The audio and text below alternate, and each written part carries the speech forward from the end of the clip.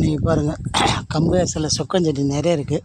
அதான் மாட்டுக்கு பிடிங்கி போட போகிறோம். பாருங்கள், பிடுங்குறாங்க பாருங்கள். இது எடுத்து போய் நான் மாட்டுக்கு போடணும். அங்கே கிட்ட காமிக்கிறேன் பாருங்கள்.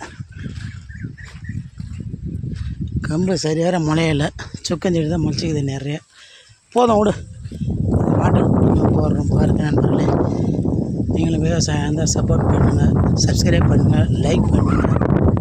எதுக்கும் லைக் பண்ணுறீங்க, விவசாயத்துக்கு லைக் பண்ண மாட்டேறீங்க நண்பர்களே. பாருங்கள், அக்கா பார்த்தா பாவமாக இல்லை உங்களுக்கு. லைக் பண்ணுங்கள், சப்ஸ்கிரைப் பண்ணுங்கள் நண்பர்களே. சுக்கஞ்செடி போட்டால் மாட்டுக்கு எதனா ஆகுமா ஆகாதான்றது கமெண்ட் பண்ணுங்கள் நண்பர்களே. எங்களுக்கு தெரியல, எதுவுமே போட போகிறேன்னு நிறைய இருக்குது நம்மகிட்ட சொக்கஞ்செடி.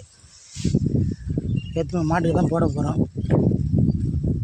சொன்னன்னு சொல்லுவாங்க, என்னன்னு தெரியல. பார்க்கணும், போட்டோம் நேற்றுலாம் போட்டு தான் வந்தோம், சாப்பிட்டுக்குது. ஒன்றும் தெரியல நண்பர்களே. பாருங்கள், இன்றைக்கி கிளைமேட் சரியில்லை, மழை வரும் பார்க்குது. மழைலாம் கூட இருட்டு நிற்கிது பாருங்கள். நம்ம காவலாளி கூட இருக்கிறாங்க பார்க்குது, அம்மா கூட. பாருங்கள், நன்றி உள்ள ஜீவனுங்க. சாப்பாட்டுக்கு கூட இருக்குது.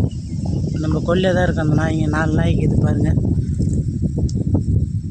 கருப்பேம்பா, ஏய் பா பாருங்க, வாலாட்டின்னு வராங்க பாருங்கள். பா பார்க்குறாங்க. ஏய் இங்கே வா.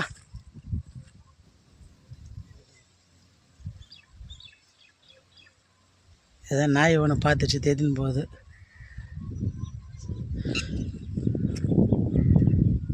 நம்ம வீடியோக்கு சப்ஸ்கிரைப் பண்ணி விடுங்க நண்பர்களே. பாருங்கள், மெயினாக விவசாயிகளுக்கு ஆதரவு கொடுங்க, அதை தான் சொல்ல முடியும். பாருங்கள் நண்பர்களே, பாருங்கள், பார்த்துக்கிட்டே இருங்க நண்பர்களே. பாய், மீண்டும் அடுத்த வீடியோவில் சந்திப்போம் நண்பர்களே.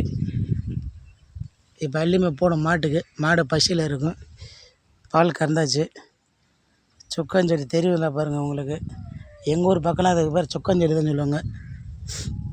சொக்கஞ்செடி இல்லைன்னா வெள்ளரிக்கு, சின்ன வெள்ளரின்னு சொல்லுவாங்க. பாருங்கள் நண்பர்களே, கம்புல நம்ம கம்பல் தாங்க இது நிறைய.